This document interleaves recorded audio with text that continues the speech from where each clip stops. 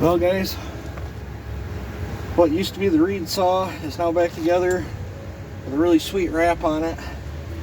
But she's got some it's got some 501 air filter cover, top cover, side cover, and bar cover. But it is a 4910. So yeah, and it's got 25 degrees of blowdown. I fired both of them at the same time on this one. So I don't know, I think it'll make me a good work saw. It's not as rowdy as some of my other builds, but I didn't want this one to be overly rowdy. But it owes me a lot of firewood. So alrighty guys. For those that are wondering, that wrap fits like 2 series Husqvarna. I've put a lot of wraps on these things. I've used 562 wraps. I've used 440 wraps. I've welded Dalmar handles onto the 501 handles. There's another wrap too that I think, but out of all of them, this one was by far the easiest wrap to install. I had to drill that hole, and I had to move one bolt hole there.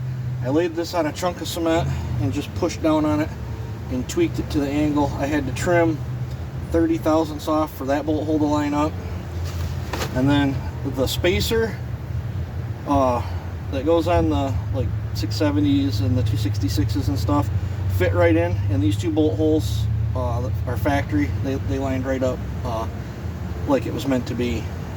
By far the easiest wrap, and with the short scrunch you can get right onto it.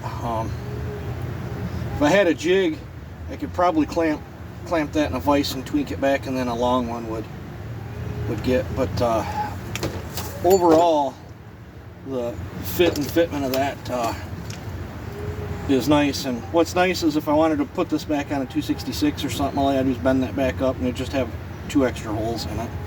And it really wish the aftermarket companies would repop them.